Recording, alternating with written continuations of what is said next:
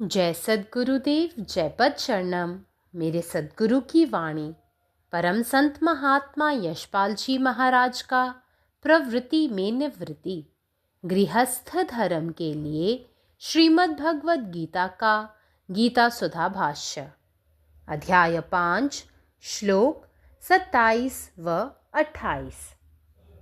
भगवान कृष्ण अर्जुन से कहते हैं, कदाचित तुम यह पूछोगे कि वे पुरुष इस स्थिति तक कैसे पहुँचे हैं और शरीर रहते हुए भी उन लोगों ने किस प्रकार यह ब्रह्म स्वरूप प्राप्त किया है।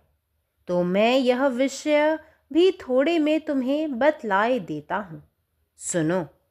स्पर्शान् कृत्वा बहिर्बाह्यान् चक्षुषचैवान्तरे भ्रुवोः प्राणापानसमो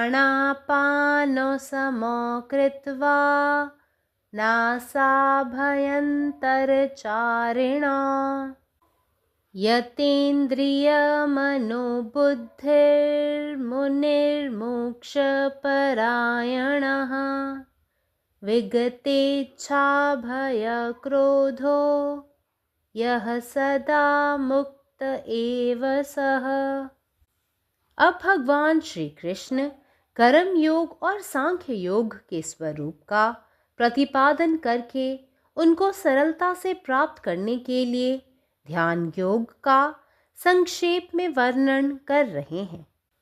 बाहर के विषयों का न चिंतन करता हुआ बाहर ही निकालकर और नेत्रों की दृष्टि को भ्रिकुटी के बीच में स्थित करके तथा नासिका में विचरने वाले प्राण और अपान वायु को सम करके जिसकी इंद्रियां, मन और बुद्धि जीती हुई हैं, ऐसा जो मोक्षपरायण मुनि इच्छा, भय और क्रोध से रहित हो गया है, वह सदा मुक्त ही है।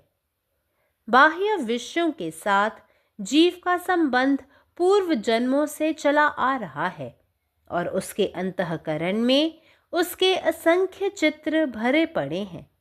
विषयों में सुख बुद्धि और रमणीय बुद्धि होने के कारण मनुष्य अनवरत विषय चिंतन करता रहता है और पूर्व संचित संस्कार जग जग कर उसके मन में आसक्ति और कामना की आग भड़काते रहते हैं, यहाँ तक कि वह कभी ऊपर से विषयों का त्याग करके एकांत देश में ध्यान करने को बैठता है तो उस समय भी विषयों के संस्कार उसका पिंड नहीं छोड़ते। परमात्मा के ध्यान की जगह विचारों की भरमार हो जाती है। फिर इन विषयों और वासनाओं से छुटकारा कैसे हो? प्राचीन परिपाटी अष्टांग योग की महर्षि पतंजलि द्वारा निर्धारित प्रचलित है। इसका अभ्यास सन्यासियों के लिए परम आवश्यक है। इसके अनुसार योगाभ्यास के 8 मुख्य अंग हैं। 1. यम, अहिंसा, सत्य, अस्तेय, ब्रह्मचर्य, अपरिग्रह। 2. नियम, शौच, संतोष, तप, स्वाध्याय, ईश्वर प्रणिधान। 3. आसन, सिद्ध आसन, अभ्यासार्थ बैठने की विधि। 4. प्राणायाम, शरीर की जीवनी शक्ति प्राण वायु पर आधिपत्य कंट्रोल। 5. प्रत्याहार, इंद्रियों का अपने अपने विषयों से निरोध, इंद्रियों पर आत्मा का आधिपत्य कंट्रोल। 6. धारणा, एक ही केंद्र बिंदु पर मन का निरंतर ठहराव। 7. ध्यान चिंतन। 8. समाधि, परम चैतन्य में लयावस्था। काल चक्र के प्रत्यावर्तन के साथ साथ तथा मशीनों के आविष्कार के कारण मानव शारीरिक स्तर से हटकर मानसिक स्तर पर केंद्रीभूत हो गए। 19वीं शताब्दी में पतंजलि योग के तत्वों का राजयोग में समायोजन कर दिया गया। राजयोग में साधना का अधिकतम भार सद्गुरु के कंधों पर रख दिया गया और समग्र साधना कामनी और कंचन के त्याग पर केंद्रीभूत कर दी गई। पुनः राजयोग की साधना में बाल ब्रह्मचर्य एक अपरिहार्य आवश्यकता अनुभव की जाने लगी। साधना में ध्यान की विधि महर्षि पतंजलि द्वारा निर्धारित नेत्रों की दृष्टि को भ्रिकुटी के बीच में स्थित करने की ही बनी रही। 20वीं शताब्दी में पाश्चात्य संस्कृति का प्रायः सभी देशों पर प्रभुत्व स्थापित हो गया। विज्ञान के विकास ने मनुष्य को अत्यधिक भौतिकवादी बना दिया। शारीरिक कार्य जो अब तक मनुष्य स्वयं करता आया था, मशीनों को सौंप दिए गए। Fridge, radio, television, video, cinema इत्यादि नवीन आविष्कारों ने मनुष्य को आराम तलब एवं विलासी बना दिया है। 1000 में से 999 व्यक्तियों ने अपने शरीर को ही सब कुछ तथा अंतिम ध्येय मान लिया है। अपने शरीर से परे वे किसी तत्व का चिंतन नहीं करते। उनका जीवन इतना यंत्रवत तथा इतना व्यस्त हो गया है कि उन्हें धनोपार्जन एवं भौतिक विकास के अतिरिक्त कुछ भी साधने का न तो समय ही है और न उपयुक्त वातावरण। आज के मानव का ध्येय ईट, ड्रिंक एंड बी मैरी, खाओ पियो और मौज उड़ाओ बनकर रह गया। विमेन, वाइन एंड वेल्थ, मदिरा, कामिनी और कांचन ही आनंद के केंद्र बन गए हैं। ऐसे विलासितापूर्ण संसार के वातावरण में ब्रह्मचर्य की बात सोचना भी दुष्कर है। शारीरिक रोकथाम यदि हो भी जाए तो मानसिक ब्रह्मचर्य असंभव प्रायः ही है। अष्टांग योग में ब्रह्मचर्य एक महत्वपूर्ण अंग है। बिना ब्रह्मचर्य साधे भ्रिकुटी पर ध्यान लगाने की विधि बजाय लाभ के हानिकारक सिद्ध होती है।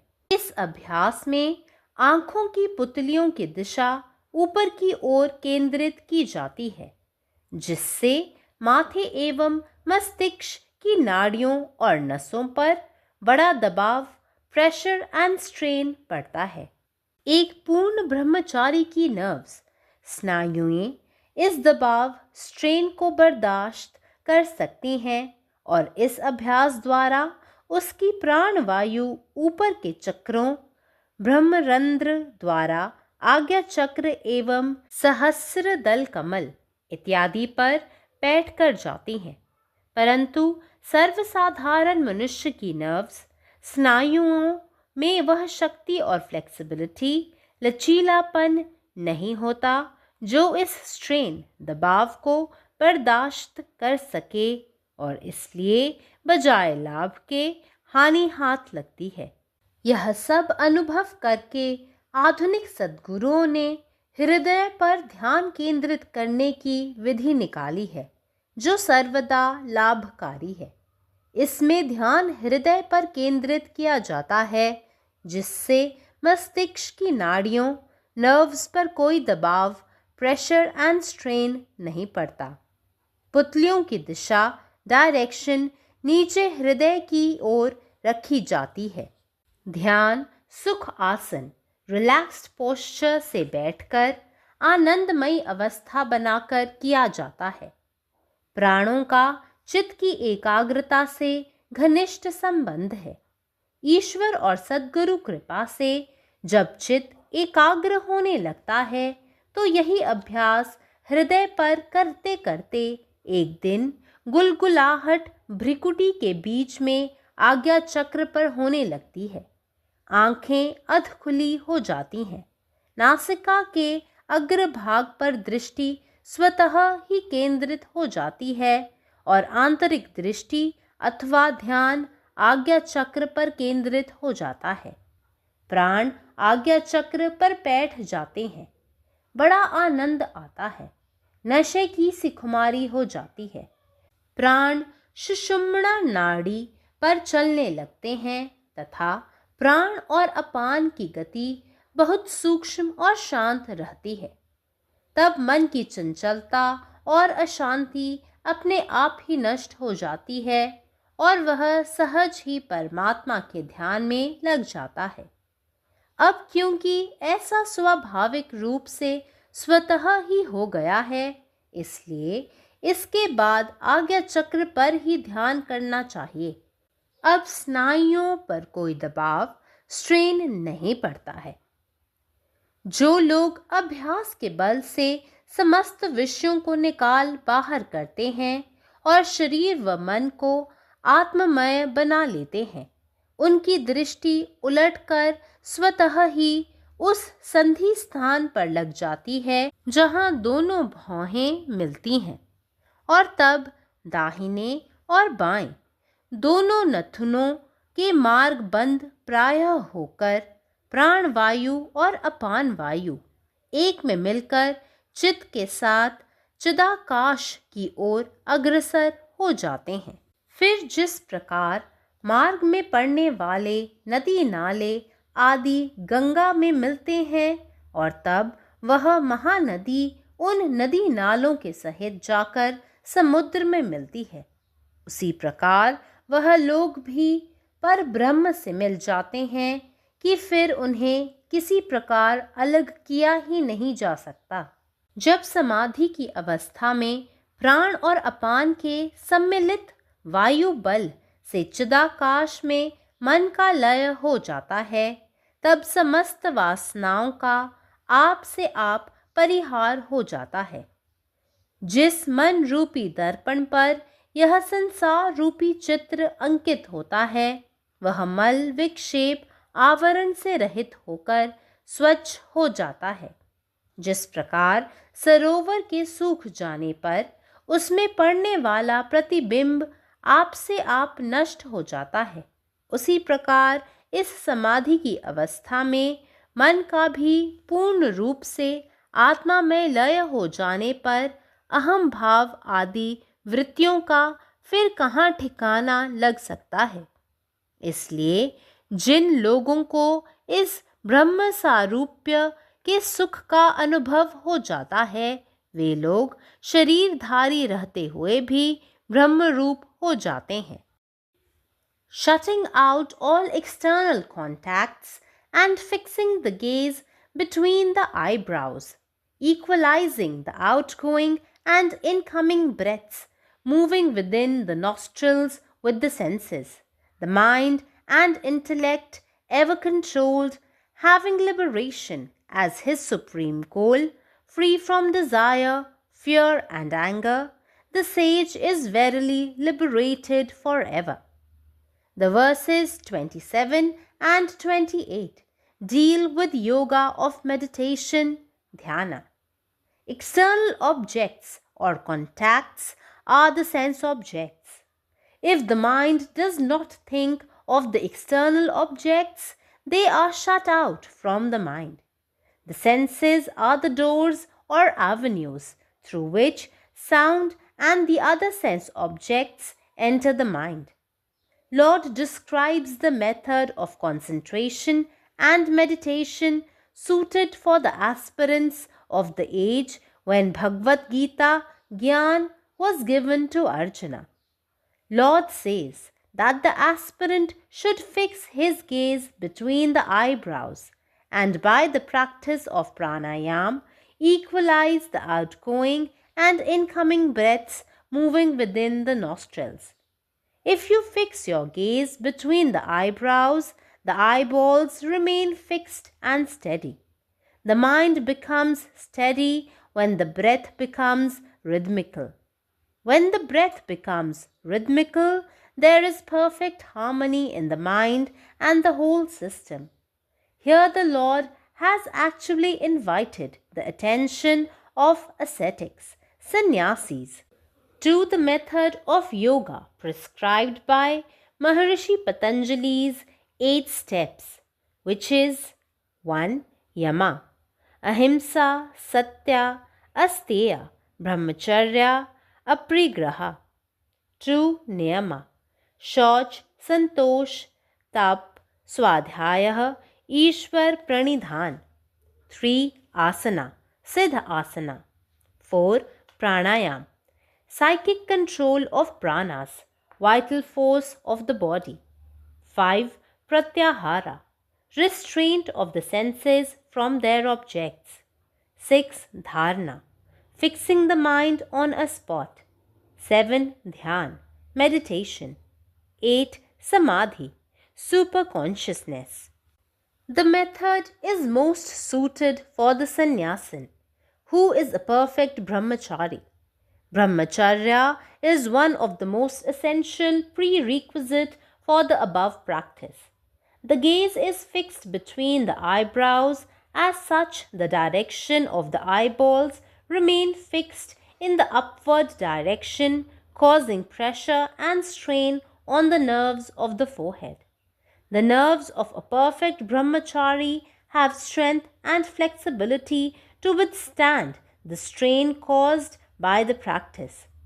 But those who are not ascetics brahmachari and are grihasthas generally land into trouble by the above practice and develop nervous breakdown and other mental complaints. Due to lack of brahmacharya, their nerves have neither the requisite strength nor flexibility to withstand the strain so caused. With the passage of time and the advent of machines, man has become physically weaker and his activities have gradually shifted from the physical to the mental sphere. In the 19th century, the essence of Patanjali Yoga was condensed into Raja Yoga, where greater responsibility laid on the Sadguru, and the entire practice centered round renunciation of Kamini and Kanchan, that is, women and gold. In the practice of Raj Yoga, Brahmacharya was again an essential requirement. In the 20th century, the impact of Western culture has been almost on all the countries. The advance of science has made man more materialistic. The life has become so mechanical and so busy that they have no time to think of anything else except utilitarian material advancement. The whole atmosphere is full of material glamour, sex, and selfishness. A great majority of the people of the world do not want or even feel the necessity of thinking beyond their bodies. Eat, drink, and be merry has become the motto of their life. Man sees death every day but never thinks of conquering it. He rather tries to enjoy the world in wine, women, and wealth in the short span of life given to him. To think that a man would be able to practice yoga on the olden lines or Raj Yoga in such a materialistic age appears rather impossible. Nay, it seems somewhat of anachronism. Our forefathers, the great saints of the order, could foresee these coming conditions, and they devised ways and means so that in the present difficult circumstances, the great science of yoga could still survive and prosper. They laid the foundations of Anand Yoga or Sahaj Yoga, a subtler form, rather an essence of Raj Yoga, whereby the hardships and sufferings usually undergone by a Raj Yogin are eliminated. They have advised the aspirants to concentrate on the heart center. In this practice of concentration on the heart center, there is absolutely no necessity of any strain of any kind, either mental or nervous. The body may be kept straight in the ordinary Sukha Asana, and mind's attention fixed on the heart center in a completely relaxed posture. We should relax while concentrating and should never strain. By Sadguru's grace, through his Atma Ahuti, the Vajraha, that is spiritual power. The pranas of the aspirant sadhak are lifted to the higher chakras in a very short time. And since this is attained without any nervous strain, there is no physical or mental disturbance caused by this practice. Finally, we fulfill all the conditions laid down by Lord Krishna. The attention now centers on the Agya chakra or even on higher chakra, and breath becomes rhythmical automatically. With this achievement, a magnetic attraction comes in every action and behavior of such a man and starts helping other fellow beings consciously or unconsciously. Om. నా సద్గురు సందేశం గీతాసుధ పరసద్మహాత్మ శ్రీ యశ్బాజీ మహారాజు వాద్య ప్రతిపాదించబడిన ప్రభుత్వ నివృత్తి గృహస్థ మార్గంలో గీతా భాష్యం అధ్యాయం 5 కర్మ సన్యాస యోగము శ్లోకము 27 మరియు 28. శ్రీకృష్ణ భగవానుడు అర్జునుడితో చెప్తున్నాడు, ఒకవేళ నీవు అడగవచ్చు ఏమని అనగా, ఆ పురుషుడు ఈ స్థితి వరకు ఎట్లు చేరుకున్నాడు మరియు శరీరం ఉన్నా కూడా వారు ఏ విధంగా ఈ బ్రహ్మస్వరూపాన్ని పొందారని. ఈ విషయాన్ని కూడా కొంత సమయంలో నీకు వినిపిస్తాను, విను. స్పర్శాన్ కృత్వా బహిర్బాహ్యం చక్షుశ్చై వాస్తరేభ్రోః ప్రాణాపానో సమాకృత్వా నాసాభ్యంతరచారిణౌ ఇతేంద్రియ మనోబుద్ధిర్ మునిర్మోవో పరాయణః విగతేచ్చ భయక్రోధో యశదా ముక్తయేవ సహ.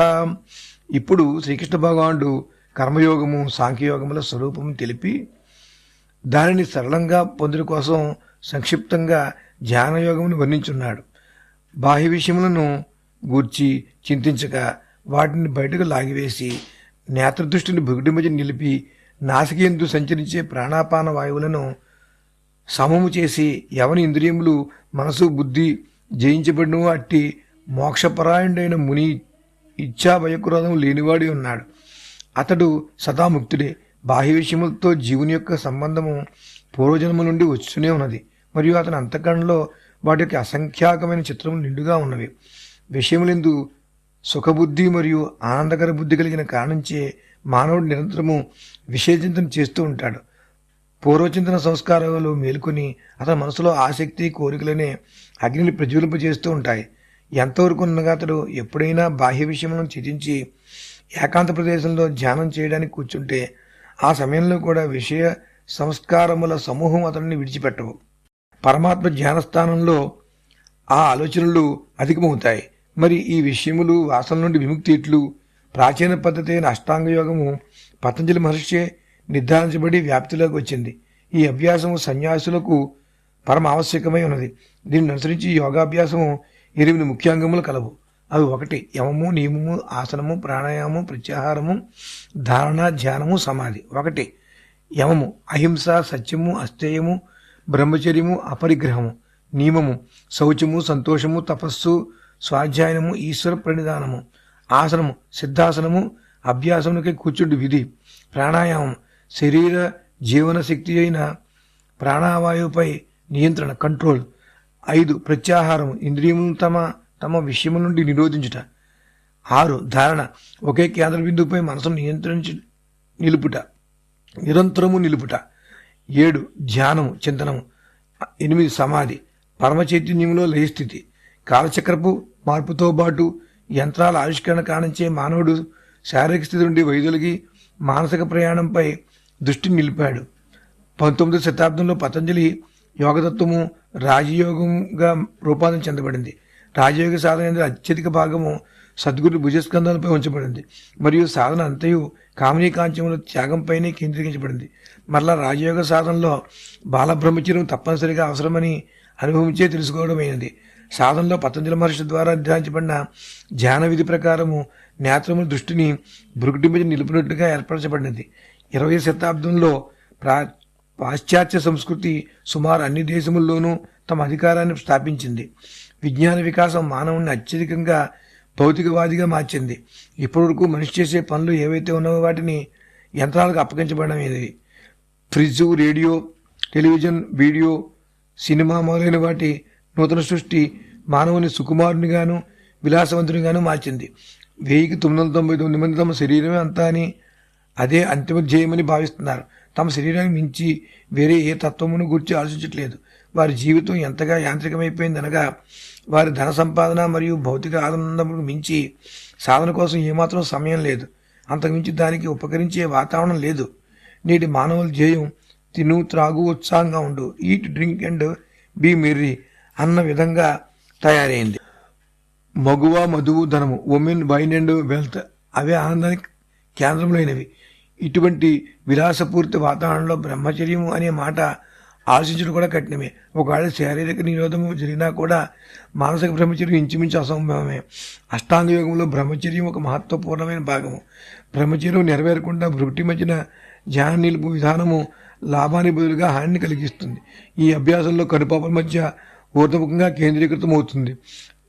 దానివలన నుదురు, మెదడు నరాలు, నాడులు వీటిపై అత్యధిక ఒత్తిడి, ప్రెషర్ అండ్ స్ట్రెయిన్ పడుతుంది. ఒక్క పరిపూర్ణ బ్రహ్మచారి నరములో మాత్రమే ఆ ఒత్తిడిని, స్ట్రెయిన్ తట్టుకోగలవు. ఈ అభ్యాసం ద్వారా అతని ప్రాణవాయువులు ఉన్నత చక్రములపై అనగా బ్రహ్మరంధ్రం ద్వారా ఆజ్ఞాచక్రము, సహస్రకమల దళము మొదలగు వాటిపై అధిరోహిస్తాయి. కానీ సాధారణ మానవుల నరముల్లో ఈ ఒత్తిడిని తట్టుకునే శక్తి, గుణము ఉండవు. అందుచేత మేలుకు బదులు కీడు చేకూరుతుంది. వీటన్నిటిని అనుభవించిన ఆధునిక సద్గురువులు ఎల్లప్పుడూ మేలును కలిగించే హృదయం వద్ద ధ్యానమును చేయు విధానమును వెలికి తీశారు. ఇందు ధ్యానము హృదయం వద్ద కేంద్రీకరించబడుతుంది. దానివలన మెదడునందు నరములపై ఏ విధమైన ఒత్తిడి పడదు. కనుపాపల దిశ అంటే డైరెక్షన్ కింద నుండి హృదయం వైపు ఉంచబడుతుంది.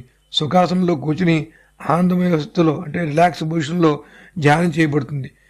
ప్రాణములకు చిత్తేకాగ్రతకు దగ్గర సంబంధం ఉన్నది.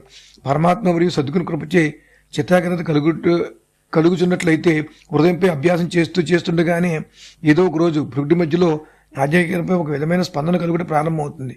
నేత్రములు అర్ధనిమీలం అవుతాయి. నాసికాగ్ర భాగాన దృష్టి దానిదే కేంద్రీకమవుతుంది. ప్రాణములు ఆజ్ఞాచక్రంపై నిలుస్తాయి. ఎంతో ఆనందం లభిస్తుంది. మత్తు పదార్థముల సేవనం వల్ల కలిగే మత్తు లాంటిది వస్తుంది.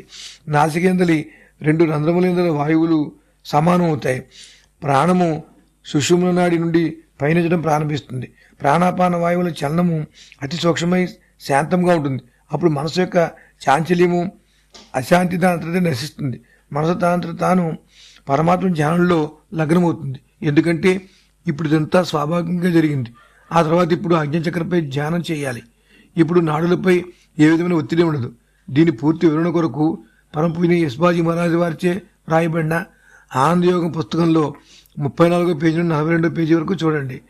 ఎవరు అభ్యాస బలముచే సమస్త విషయములను తొలగించుకుంటారో మరియు శరీరాన్ని, మనసును, ఆత్మని గావించుకుంటారో వారి దృష్టి అందలి మరలి ఎక్కడైతే 2 కనుబొమ్మలు కలుస్తాయో ఆ సంధిస్థానంపై దానితోనే నిలుస్తుంది. అప్పుడు కుడి ఎడమ 2 నాసికారంధ్రముల మార్గము సుమారు బంధించబడి ప్రాణాపాన వాయువులు ఒక్కటై చిత్తములో చిదాకాశం వైపు పయనించడం ప్రారంభిస్తాయి. ఏ ప్రకారంగా దారిలో ఉన్న నదులు, కాలువలు మొదలైనవి గంగలో కలుస్తాయో అప్పుడు ఆ మహానది, ఆ కాలువలు ఏర్లుగా సహా వెళ్లి ఎలా సముద్రంలో కలుస్తుందో అదేవిధంగా వీరు కూడా పరమాత్మలో కలిసిపోతారు. తర్వాత వారిని ఏ విధంగానూ వేరు చేయలేము. సమాస్థితిలో ప్రాణ అపానములు మిళితమైన వాయుబలంతో చిదాకాశంలో మనసు లయించి అప్పుడు సమస్త వాసనలు వాడదరవే నశించిపోవును. ఏ మనోదర్పణంపై సంసారమైన చిత్రం అంకితమై ఉన్నదో ఆ మనోదర్పణము మల విక్షేప ఆవరణ రహితమై స్వచ్ఛమవుతుంది. ఏ ప్రకారంగా సరోవరు ఎండిపోయిన పిమ్మట ప్రతిబింబం దాంట్లో నశిస్తుందో అదేవిధంగా ఈ సమాజస్థితిలో పరిపూర్ణంగా ఆత్మలో లయమైన పిమ్మట మనసుకు అహంకారాది వృత్తులు ఇక ఎచ్చట ఉండగలుగును. అందుచేత ఎవరి బ్రహ్మస్వరూప సుఖమును అనుభవిస్తారో వారు శరీరాధారి అయి ఉంటూ కూడా బ్రహ్మరూపులవుదురు. పరమాత్మ నీవే ఉన్నావు, నీ ఇష్టమే నెరవేరాలి. జై సద్గురుదేవ్, జై ప్రసరణ. जय गुरुदेव, जय पदशरणम. अध्याय 5 श्लोक 27 आणि 28. भगवान श्रीकृष्ण अर्जुनाला म्हणतात, कदाचित तू विचारशील की ते पुरुष या अवस्थेत कसे पोचले आणि शरीरात असूनही त्यांनी ब्रह्माचे हे रूप कसे प्राप्त केले. तर मी तुला या विषयात थोडक्यात सांगतो, ऐक. भगवान श्रीकृष्ण आता कर्मयोग आणि सांख्ययोगाचे स्वरूप स्पष्ट करतात आणि त्याला सहजपणे प्राप्त करण्यासाठी ध्यान योगाचे थोडक्यात वर्णन करतात. बाह्य वस्तूचे चिंतन न करून डोळ्यांनी नजर भुयामध्ये केंद्रित करून नाकपुड्यामधून वाहणाऱ्या प्राणिक आणि अपानिक हवेचे संतुलन साधून इंद्रिय, मन आणि बुद्धी नियंत्रित करून मुक्तीसाठी समर्पित इच्छा, भय आणि क्रोधापासून मुक्त झालेला असा ऋषी कायमचा मुक्त होतो. आत्म्याचा बाह्य वस्तूंशी संबंध मागील जन्मापासून सुरू आहे आणि त्याचा विवेक त्याच्या असंख्य प्रतिमांनी भरलेला आहे. त्याच्या सुखशोधक आणि सुंदर स्वभावामुळे मनुष्य सतत त्याचेच चिंतन करतो आणि पूर्वी संचित संस्कार त्याच्या मनात आसक्ती आणि इच्छाच्या आगीला इंधन देत राहतात. जरी तो वरवरच्या सांसारिक सुखाचा त्याग करतो आणि एका निर्जन ठिकाणी ध्यान करण्यासाठी बसतो, तरीही इंद्रिय संस्कार त्याच्या शरीरातून जात नाही. देवाचे चिंतन करण्याऐवजी विचार प्रचलित होतात. मग या सांसारिक सुख आणि इच्छांपासून मुक्तता कशी मिळवता येईल? महर्षी पतंजली यांनी सांगितलेल्या अष्टांग योगाची प्राचीन परंपरा प्रचलित आहे. त्याचा अभ्यास त्यागासाठी अत्यंत आवश्यक आहे. त्यानुसार योगाभ्यासाचे 8 मुख्य घटक आहेत. नंबर 1 यम, ज्याचा अर्थ अहिंसा, सत्य, चोरी न करणे, ब्रह्मचर्य आणि अविश्वास. नंबर 2 नियम, शुद्धता, समाधान, तपस्या, आत्माभ्यास आणि ईश्वराची भक्ती. नंबर 3 आसन, परिपूर्ण आसन, अभ्यास करण्यासाठी बसण्याची पद्धत. नंबर 4 प्राणायाम, शरीराच्या जीवनशक्तीवर किंवा प्राणवायूवर नियंत्रण. नंबर 5 प्रत्याहार, इंद्रियांना संबंधित वस्तूंपासून रोखणे, आत्म्याचे इंद्रियावर नियंत्रण असावे. नंबर 6 धारणा, मनाचे एकाच केंद्रबिंदूवर सतत लक्ष केंद्रित करणे. नंबर 7 ध्यान म्हणजे चिंतन, समाधी, परमचेतनेत विलीन होण्याची अवस्था.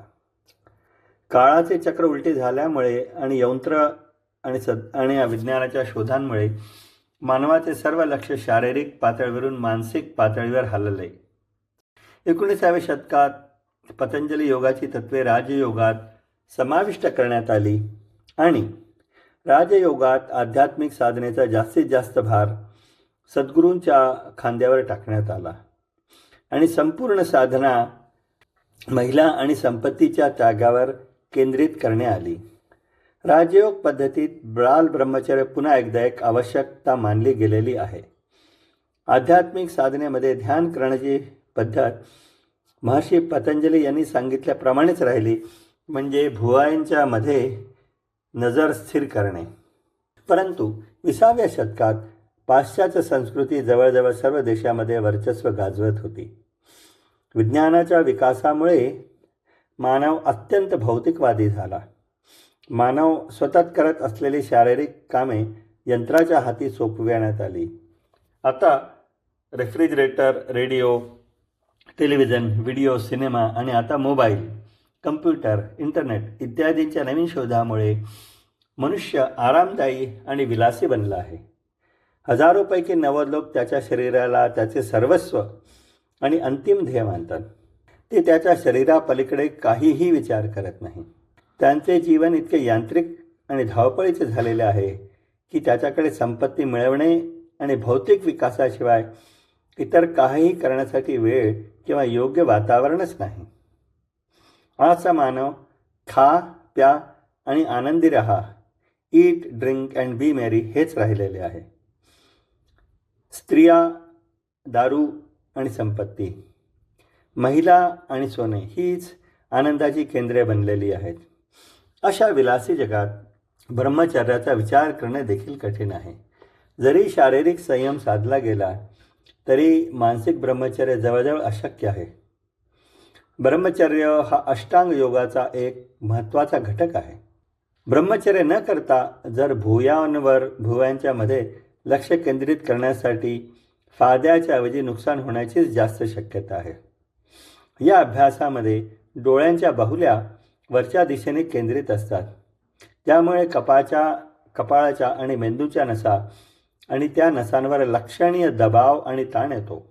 खऱ्या ब्रह्मचारीच्या नसा हा दाब सहन करू शकतात आणि या अभ्यासाद्वारे त्यांची जीवनवायू किंवा प्राणशक्ती वरच्या चक्रांमध्ये, ब्रह्मरंध्रांमध्ये आणि आज्ञाचक्र आणि सहस्र दलकमल मध्ये प्रवेश करू शकते.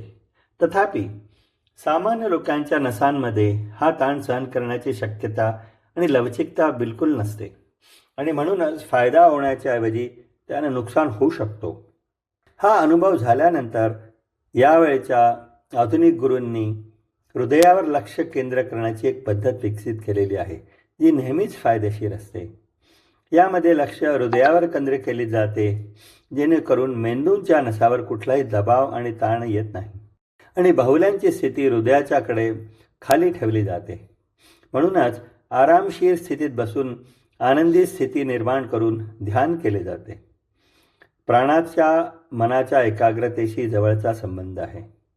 देव आणि सद्गुरूंच्या कृपेने जेव्हा मन एकाग्र होऊ लागते, तेव्हा एके दिवशी हृदयावर ही साधना करताना भुवयांच्या मध्यभागी असलेल्या आज्ञाचक्रावर एक प्रकारे मुंग्या जशा येतात त्याप्रमाणे प्राणवायूचे स्पंदन सुरू होते. डोळे अर्धे उघडे होतात, दृष्टी आपोआप नाकाच्या कानावर केंद्रित होते आणि आतील दृष्टी किंवा ध्यान आज्ञाचक्रावर आपोआप केंद्रित होते आणि प्राण आज्ञाचक्रात प्रवेश करतो. माणसाला अपार आनंद मिळतो आणि त्याच्यामुळे पुष्कळदा मादकतेची भावनाही त्याला अनुभवात येते.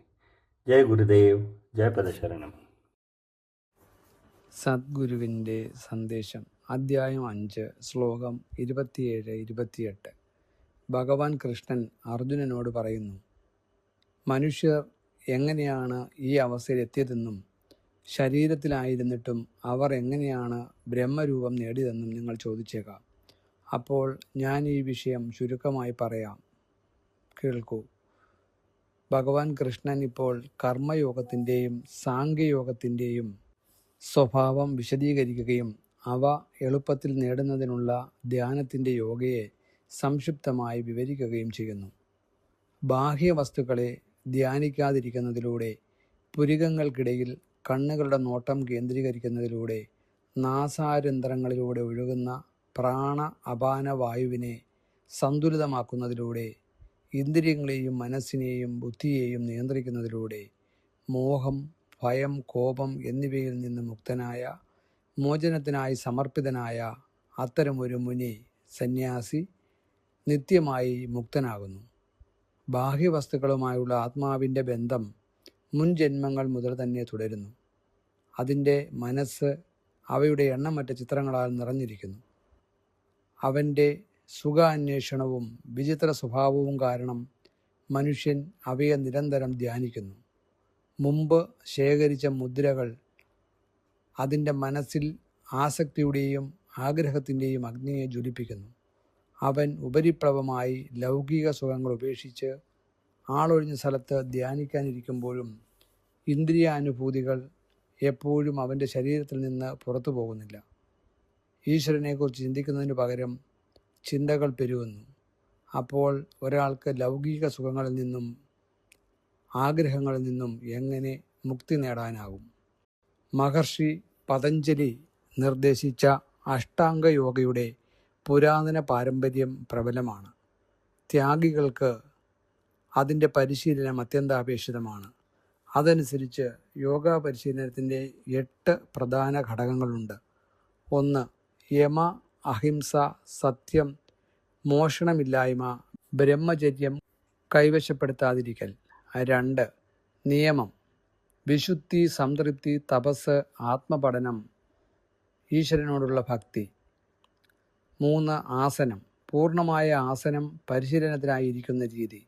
4. പ്രാണായാമം, ശരീരത്തിൻ്റെ ജീവശക്തിയായ ജീവവായുവിൻ്റെ മേലുള്ള നിയന്ത്രണം. 5. പ്രത്യാഹാരം, ഇന്ദ്രിയങ്ങളെ അവയുടെ വിഷയങ്ങളിൽ നിന്ന് നിയന്ത്രിക്കൽ. ആത്മാവിന് ഇന്ദ്രിയങ്ങളുടെ മേൽ നിയന്ത്രണമുണ്ട്. 6. ധാരണ. ഒരൊറ്റ കേന്ദ്ര ബിന്ദുവിൽ മനസ്സിൻ്റെ തുടർച്ചയായ ശ്രദ്ധ. 7. ധ്യാനം. 8. സമാധി. പരമബോധത്തിലേക്ക് ലയിക്കുന്ന അവസ്ഥ. കാലചക്രത്തിൻ്റെ വിപരീതാവസ്ഥയും യന്ത്രങ്ങളുടെ കണ്ടുപിടുത്തവും മൂലം മനുഷ്യർ ശാരീരികത്തിൽ നിന്ന് മാനസിക തലത്തിലേക്ക് ശ്രദ്ധ കേന്ദ്രീകരിച്ചു. 19-ാം നൂറ്റാണ്ടിൽ പതഞ്ജലി യോഗയുടെ തത്വങ്ങൾ രാജയോഗത്തിൽ ഉൾപ്പെടുത്തി. രാജയോഗത്തിൽ ആത്മീയ പരിശീലനത്തിൻ്റെ പരമാവധി ഭാരം സദ്ഗുരുവിൻ്റെ ചുമലിൽ വെച്ചു. മുഴുവൻ പരിശീലനവും സ്ത്രീകളെയും സമ്പത്തിനെയും ഉപേക്ഷിക്കുന്നതിലായിരുന്നു.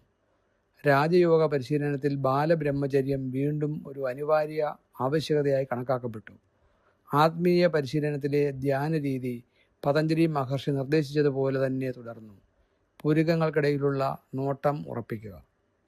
20-ാം നൂറ്റാണ്ടിൽ പാശ്ചാത്യ സംസ്കാരം മിക്കവാറും എല്ലാ രാജ്യങ്ങളിലും ആധിപത്യം സ്ഥാപിച്ചു. ശാസ്ത്രത്തിൻ്റെ വികസനം മനുഷ്യരെ അങ്ങേയറ്റം ഭൗതികവാദികളാക്കി. മനുഷ്യർ സ്വയം ചെയ്തിരുന്ന ഭൗതിക ജോലികൾ യന്ത്രങ്ങൾക്ക് കൈമാറി.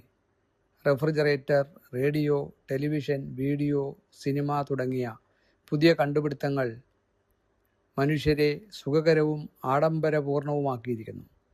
1999 പേരും തങ്ങളുടെ ശരീരത്തെ തങ്ങളുടെ എല്ലാമായും ആത്യന്തിക ലക്ഷ്യമായും കണക്കാക്കുന്നു. അവർ തങ്ങളുടെ ശരീരത്തിന് അപ്പുറം മറ്റൊന്നും ചിന്തിക്കുന്നില്ല. അവരുടെ ജീവിതം വളരെ യാന്ത്രികവും തിരക്കേറിയതുമായി മാറിയിരിക്കുന്നു. സമ്പത്ത് സമ്പാദനവും ഭൗതിക വികസനവുമല്ലാതെ മറ്റൊന്നും പിന്തുടരാൻ അവർക്ക് സമയമോ ഉചിതമായ അന്തരീക്ഷമോ ഇല്ല. ഇന്നത്തെ മനുഷ്യരുടെ ലക്ഷ്യം തിന്നുക, കുടിക്കുക, ആനന്ദിക്കുക എന്നായി മാറിയിരിക്കുന്നു. സ്ത്രീകൾ, വീഞ്ഞ്, സമ്പത്ത്, സ്ത്രീകൾ, സ്വർണം എന്നിവ ആനന്ദത്തിൻ്റെ കേന്ദ്രങ്ങളായി മാറിയിരിക്കുന്നു. അത്തരം ഒരു ആഡംബര ലോകത്ത് ബ്രഹ്മചര്യത്തെക്കുറിച്ചുള്ള ചിന്ത പോലും ബുദ്ധിമുട്ടാണ്. ശാരീരിക നിയന്ത്രണം നേടിയാലും മാനസിക ബ്രഹ്മചര്യത്തിന് സാധ്യതയില്ല. അഷ്ടാംഗ യോഗയുടെ ഒരു പ്രധാന ഘടകമാണ് ബ്രഹ്മചര്യം. ബ്രഹ്മചര്യം പരിശീലിക്കാതെ പുരികങ്ങളിൽ ശ്രദ്ധ കേന്ദ്രീകരിക്കുന്നത് ഗുണകരമല്ല, മറിച്ച് ദോഷകരവുമാണ്. ഈ പരിശീലനത്തിൽ കണ്ണുകളുടെ കൃഷ്ണമണികൾ മുകളിലേക്ക് കേന്ദ്രീകരിക്കുകയും നെറ്റിയിലെയും തലച്ചോറിലെയും നാഡികളിലും സിരകളിലും ഗണ്യമായ സമ്മർദ്ദം ചെലുത്തുകയും ചെയ്യുന്നു. ഒരു യഥാർത്ഥ ബ്രഹ്മചാരിയുടെ നാഡികൾക്ക് ഈ സമ്മർദ്ദം സഹിക്കാൻ കഴിയും. ഈ പരിശീലനത്തിലൂടെ അവയുടെ സുപ്രധാന വായു മുകളിലെ ചക്രങ്ങളിലേക്ക് തുളച്ചു കയറുന്നു.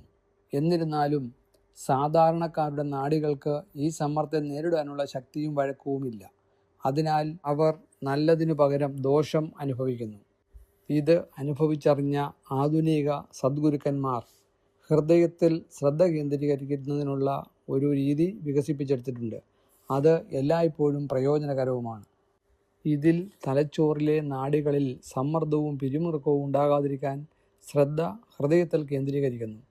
കൃഷ്ണമണികളുടെ ദിശ ഹൃദയത്തിലേക്ക് താഴ്ത്തി നിലനിർത്തുന്നു. വിശ്രമിച്ച ഒരു ഭാവത്തിൽ ഇരുന്ന് ആനന്ദകരമായ ഒരു അവസ്ഥ സൃഷ്ടിച്ചാണ് ധ്യാനം നടത്തുന്നത്. മനസ്സിൻ്റെ ഏകാഗ്രതയുമായി പ്രാണന് അടുത്ത ബന്ധമുണ്ട്. ഈശ്വരൻ്റെയും സദ്ഗുരുവിൻ്റെയും അനുഗ്രഹത്താൽ മനസ്സ് ഏകാഗ്രമാകാൻ തുടങ്ങുമ്പോൾ, ഒരു ദിവസം ഹൃദയത്തിൽ ഈ പരിശീലനം ചെയ്യുമ്പോൾ പുരികങ്ങളുടെ മധ്യത്തിലുള്ള ആജ്ഞാചക്രത്തിൽ ഒരു ഇക്കിളി അനുഭവപ്പെടാൻ തുടങ്ങുന്നു. കണ്ണുകൾ പകുതി തുറന്നിരിക്കും. നോട്ടം യാന്ത്രികമായി മൂക്കിൻ്റെ അഗ്രത്തിൽ കേന്ദ്രീകരിക്കപ്പെടുകയും ആന്തരിക ദർശനം അഥവാ ധ്യാനം ആജ്ഞാചക്രയിൽ കേന്ദ്രീകരിക്കപ്പെടുകയും ചെയ്യുന്നു. പ്രാണൻ ആജ്ഞാചക്രത്തിലേക്ക് തുളച്ചു കയറുന്നു. ഒരാൾക്ക് അതിയായ സന്തോഷം ലഭിക്കുന്നു. ഒരു ലഹരി അനുഭവപ്പെടുന്നു. പരമാത്മാവ് നീ തന്നെ, നിന്റെ ഇഷ്ടം പൂർണ്ണമാകട്ടെ. जय सतगुरुदेव, जय पदशरणम। भगवान कृष्ण अर्जुन से कहै छथि, संभव अछि जे अहाँ के मन में ई प्रश्न उठे जे ओ पुरुष सब एहि अवस्था धरि केना पहुँचलखिन, आ देह में रहैतो ओ सब केना एहि ब्रह्म स्वरूप के प्राप्त केने छथि। तऽ एहि विषय में हम अहाँ के कहै छी से सुनू। स्पर्शान कृत्वा बहिर्बाह्यां चक्षुश्चैवान्तरे भ्रुवो प्राणापानौ समौ कृत्वा नासाभ्यन्तर चारिणौ यतेन्द्रिय मनोर्बुद्धिर मुनिर्मोक्ष परायण विगतेच्छा भय क्रोधो यः सदा मुक्त एव स। आप भगवान श्री कृष्ण कर्म योग आ सांख्य योग के स्वरूप के प्रतिपादन क सहज रूपेण प्राप्त करबा लेल ध्यान योग के वर्णन कर रहल छथि। बाहरी विषय सबके अपना मन में नहीं राखि कऽ ओहि सबके बाहरे छोड़ि कऽ अपना आँखि के दृष्टि के दुनू भौं के बीच में स्थापित क कऽ आ नाक के प्राण आ अपान वायु के सम क कऽ जे अपन इंद्रिय मौन आ बुद्धि के जीत लेने अछि, एहन मोक्षपरायण मुनि जे इच्छा भय आ तामस सँ रहित भऽ गेल छथि, ओ सदा लेल मुक्त छथि। बाहरी विषय सब संगे जीव के संबंध पूर्व जन्म सबसँ चलैत आबि रहल अछि आ ओकर अंतःकरण में ओकर असंख्य चित्र पैसल अछि।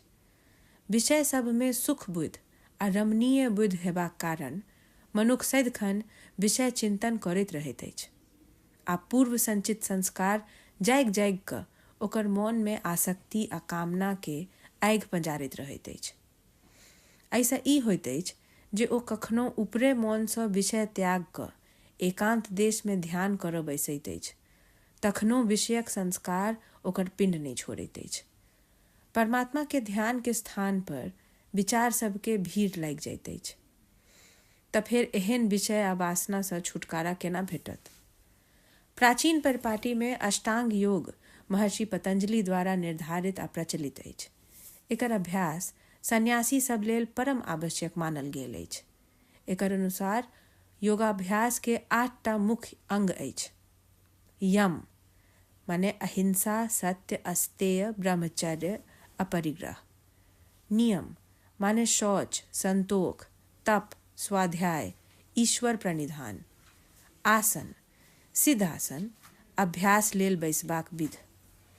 प्राणायाम शरीरक जीवन शक्ति प्राण वायु पर आधिपत्य माने पूर्ण नियंत्रण। प्रत्याहार इंद्रिय सबके अपन अपन विषय सबसँ निरोध, इंद्रिय पर आत्माक आधिपत्य।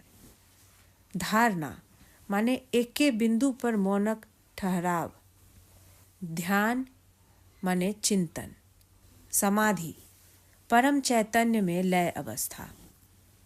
काल चक्र के बदलला पर आ मशीन सबके आविष्कार दुआरे मानव शरीरक स्तर सँ हटि कऽ मानसिक स्तर पर अधिक केंद्रित भऽ गेल। 19वीं शताब्दी में पतंजलि योग के तत्व सबके राजयोग में समायोजित कऽ देल गेल। राजयोग में साधनाक अधिकतम भार सतगुरु के कन्हा पर राखल गेल आ समग्र साधना के कामनी आ कंचन के त्याग पर केंद्रित कऽ देल गेल। फिर राजयोग के साधना में बाल ब्रह्मचर्य के एकटा अपरिहार्य आवश्यकता अनुभव कयल जा लगल। साधना में ध्यान के विध महर्षि पतंजलि द्वारा निर्धारित आँखक दृष्टि के भ्रिकुटी के बीच में स्थित करबाक यह बनल रहल। 20वीं शताब्दी में पाश्चात्य संस्कृति के प्रभुत्व प्राय सब देश सब पर स्थापित भऽ गेल। विज्ञान के विकास मनुख के बड़ भौतिकवादी बना देलक। जे शारीरिक काज मनुख पहिने अपने करैत छल, ओ सब मशीन के सौंप देल गेल। Fridge, radio, TV, video, cinema नव आविष्कार सब मनुख के कोरियाट आ विलासी बना देलक। 1000 में से 999 व्यक्ति अपन शरीरे के सब किछ आ अंतिम ध्येय मान लेने छथि। अपन शरीर से फराक ओ कोनो तत्वक चिंतन नहीं करैत छथि। एहन मनुख के जीवन एतेक यंत्रवत आ एतेक व्यस्त भऽ गेल अछि जे धन अर्जन आ भौतिक विकास के अलावा आर किछ साधऽ लेल ने तऽ समय अछि आ ने वातावरण। आजुक मानव के ध्येय खाउ पीबू आ मौज करू एतबा बनि कऽ रहि गेल अछि। मदिरा आ कामनी कांचने आनंद के केंद्र बनि गेल अछि। एहन भोगपूर्ण संसारक वातावरण में ब्रह्मचर्य के गप्पो सोचनाइ कठिन अछि। शारीरिक रोकथाम जँ कखनो भइयो जाय तऽ मानसिक ब्रह्मचर्य असंभवे अछि। अष्टांग योग में ब्रह्मचर्य एकटा बड़ महत्वपूर्ण अंग अछि। ब्रह्मचर्य साधने बिना भ्रिकुटी पर ध्यान लगेनाइ लाभ के स्थान पर हानिकारक सिद्ध होइत अछि। एहि अभ्यास में आँखक डिम्बा ऊपरे दिस केंद्रित कयल जाइत अछि, जाहिसँ माथा आ मस्तिष्क के नाड़ी आ नस पर बड़ दबाव पड़ैत अछि। पूर्ण ब्रह्मचारी के स्नायु एहि दबाव के सहन करैत अछि आ एहि अभ्यास सँ हुनकर प्राण वायु ऊपर के चक्र सब ब्रह्मरंध्र सँ आज्ञा चक्र आ सहस्र दल कमल पर पैस जाइत अछि। मुदा साधारण मनुखक स्नायु में ओ शक्ति नहीं होइत अछि जे एहि दबाव के सहि सकय। एहि कारणे लाभक स्थान पर हानिये होइत अछि। ई सब अनुभव कऽ कऽ आधुनिक सद्गुरु सब हृदय पर ध्यान केंद्रित करबाक विधि निकालने छथि जे बेसी लाभकारी अछि। एहि विधि में ध्यान हृदय पर केंद्रित कयल जाइत अछि, जाहिसँ माथा के नाड़ी पर कोनो दबाव नहीं पड़ैत अछि। डिम्भा नीचा दिस हृदय दिस राखल जाइत अछि। ध्यान सुख आसन में बैस कऽ आनंदमय अवस्था बना कऽ कयल जाइत अछि। प्राण आ चित्त के एकाग्रता के बीच घनिष्ठ संबंध अछि। ईश्वर आ सतगुरु के कृपा सँ जखन चित्त एकाग्र हुआ लागैत अछि तऽ हृदय पर ध्यान करैत करैत एक दिन भ्रिकुटी के बीच आज्ञा चक्र पर स्पंदन हुआ लागैत अछि। नाक के आगू वाला भाग पर दृष्टि अपने आप केंद्रित भऽ जाइत अछि आ आंतरिक दृष्टि वा ध्यान आज्ञा चक्र पर टिक जाइत अछि। प्राण आज्ञा चक्र पर पैस जाइत अछि। बड़ आनंद अबैत अछि। एहन बुझाइत अछि जे नशा भऽ गेल हुए। प्राण सुषुम्ना नाड़ी पर चलऽ लागैत अछि आ प्राण आ अपानक गति बड़ सूक्ष्म आ शांत भऽ जाइत अछि। तखन मोनक चंचलता आ अशांति अपने आप समाप्त भऽ जाइत अछि आ मौन सहजे परमात्मा के ध्यान में लागि जाइत अछि। आब जँ ई सब स्वाभाविक रूपे स्वतः भऽ गेल अछि तऽ आब खाली आज्ञा चक्र पर ध्यान करबाक चाही। आब स्नायु सब पर कोनो दबाव नहीं पड़ैत अछि। जे लोक अभ्यासक बल सँ सब विषय के बाहर निकालि दैत छथि आ शरीर आ मन के आत्मामय बना लैत छथि, हुनकर दृष्टि उनटि कऽ अपने आप ओहि संधि स्थान पर लागि जाइत छनि जतऽ दुनू भाव मिलैत अछि। तखन दहिना आ बामा दुनू नाक के मार्ग बंद भऽ जाइत अछि आ प्राण वायु आ अपान वायु एके में मिल कऽ चित्त संगे चिदाकाश दिस अग्रसर भऽ जाइत अछि। फेर जेना बाट में पड़य वाला नदी नाला सब गंगा में मिलैत अछि आ तखन ओ महानदी ओहि सब के संग बहैत बहैत समुद्र में मिल जाइत अछि, ओहि तरहें ओ लोक सेहो पर ब्रह्म में मिल जाइत छथि आ फेर हुनका कखनो अलग कयल नहीं जा सकैत छनि। जखन समाधिक अवस्था में प्राण आ अपानक सम्मिलित वायु बल सँ चिदाकाश में मौनक लय भऽ जाइत अछि, तखन सब वासना के अपने आप परिहार भऽ जाइत अछि। जे मौन रूपी दर्पण पर ई संसार रूपी चित्र अंकित रहैत अछि, ओ मल विक्षेप आ आवरण सँ रहित भऽ कऽ पूर्ण रूपेण स्वच्छ भऽ जाइत अछि।